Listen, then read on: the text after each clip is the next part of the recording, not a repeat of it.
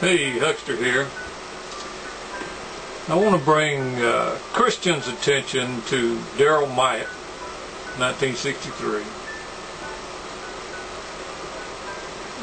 and especially his video, Israel, Why is it God's Land and God's People?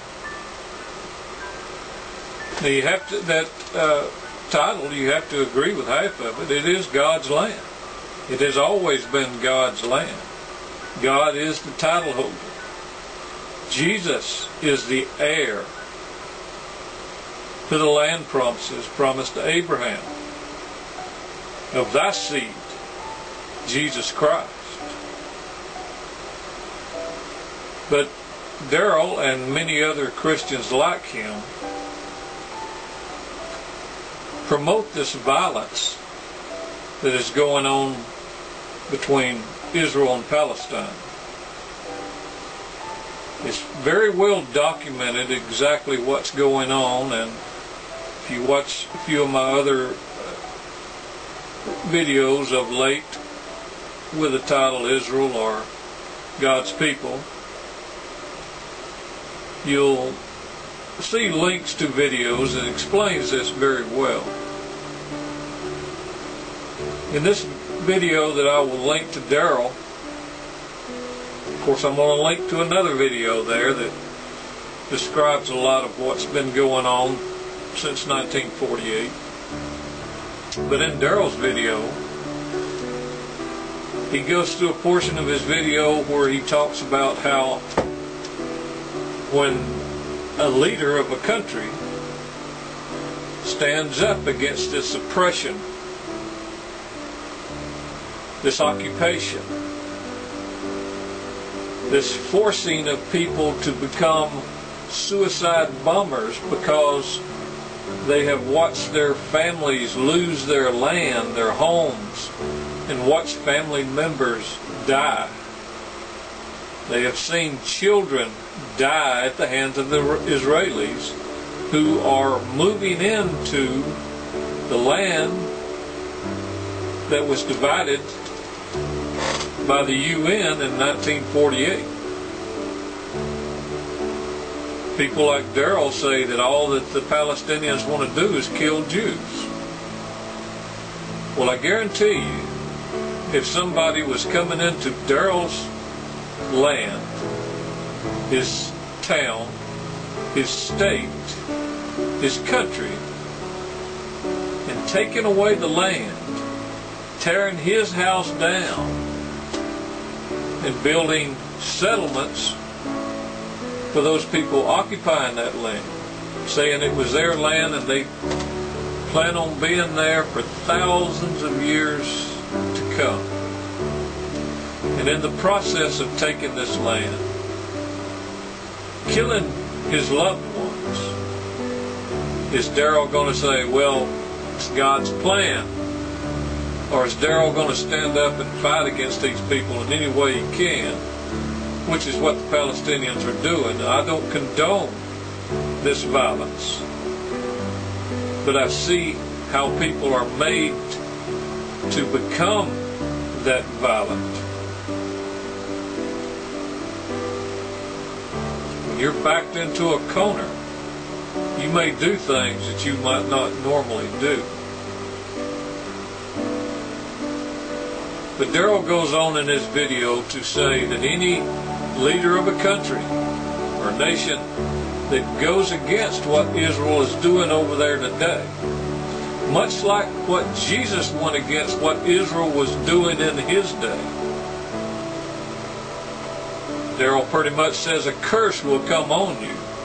And he names these big events, natural disasters that happen over the years, because different leaders of different countries spoke out against this oppression, this occupation, this outright murder. And he says if you speak out against it, you're in no way a Christian. You're a Jew hater, and God will curse you for it. Now, if a president tries to bring peace to the Middle East. Daryl says some natural catastrophe will come on this nation. Hurricane Katrina, he brings up. The tornadoes that come through Joplin, the Japanese earthquake, tsunami. All were God's curses on these people for speaking out against the Israel over there today, who he says are God's chosen people, putting the church, the Christian, as a second-rate citizen in God's kingdom, like a concubine instead of a bride, or an offspring of a bride. That Jerusalem, Israel over there today, he says is God's bride, not the followers of Jesus. So he believes much like the Jews in Israel believe. And I pray for these people, and I hope that they will see the light of the truth, along with Daryl.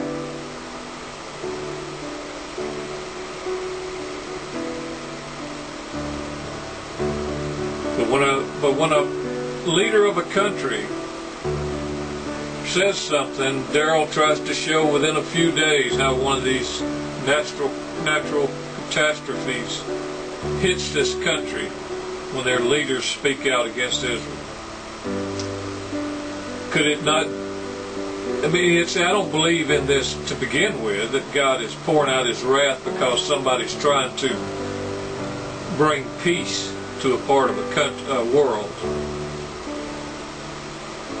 But according to Daryl's theory, because that's all it is, it's not provable. It's just his theory, along with the majority of Christians who see things as he does. It could be just as well as when a leader of a nation tries to be a peacemaker. Blessed are the peacemakers, and the Christians stand up against that in rebellion. No, you cannot bring peace. We have to move into a world of war to bring back Jesus, as if they have to do something to make this happen, or keep anybody from being a peacemaker in this region of the world, because they want it to culminate in what they call an Armageddon, so that 2/3 or 3/5 of the world's population will be slaughtered, the world will be burned up, and they will be whisked away to heavenly bliss with a smile on their face. This is the kind of thing that separates the goats from the sheep, the warmongers from the peacemakers, the thieves of widows' houses from those who want to bring peace to the land, and justice and truth. Separation of those evil and adulterous generation of people from those who follow the truth of Jesus Christ. The separation of those vipers and snakes and warmongers from those who are the peacemakers. I encourage you to watch some of my latest videos on this topic, and watch the links that I have placed in the description of those videos. And I'm going to put a link in this video, and I hope you'll watch it, and I hope you'll understand that people like John Hagee, Hal Lindsey, Daryl Myatt, Pat Robertson, the whole TBN crew, churches here in my town who plan trips to Jerusalem and see it as God's work and don't understand what these Zionist leaders of these countries are up to.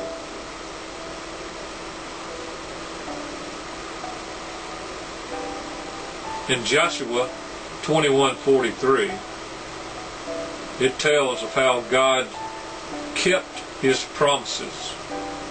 He didn't fall short on any of His promises, because those people were following God's commands. And you can read where this was taken away from them, because they became a people just like these people in Israel are today, the rulers of Israel today, the military power of Israel today, and all the countries that support them in this process. The United States supports them for strategic military positioning there in the Middle East, where the energy is.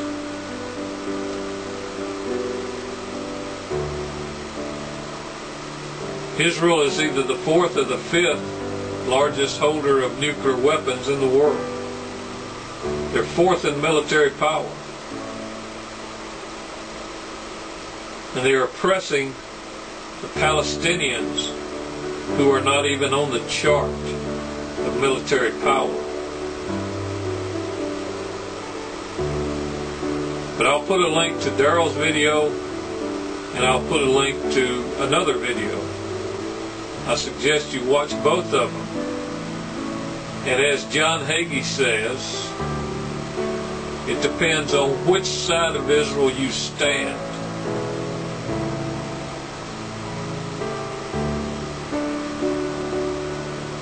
That decides your fate in the future. There's plenty of information out there that is suppressed from mainline media. You can find out the truth, and you don't have to look far. Who is the bully on the block? And who are hanging on to the bully's shirt tail, thinking they will ride with the bully to heaven. That bully's taking them straight to the grave, where they'll have no part of anything else under the sun ever again, according to Scriptures, because they become the evil. They show you what's in their hearts. It's not the heart of peacemakers. It's not the heart of love. They know good and well Jesus says, love your neighbors. Do unto your neighbors as you would have them do unto you. Treat your neighbors as you would like you would treat your own self. And above all, love God with all your heart, soul, and mind. Part of that loving your God is believing in His Son, Jesus Christ, who came in that first century and saved those lost Israelites from their destructions, the ones that would follow Him. And I think that carries on today. Jesus is there to save you from these lost Israelites, who Jesus said was guilty of all the blood shed on the earth. Strong statements Jesus used against these people. And people like Daryl Myatt say, if you say anything against Israel, you'll be cursed. Scare tactics.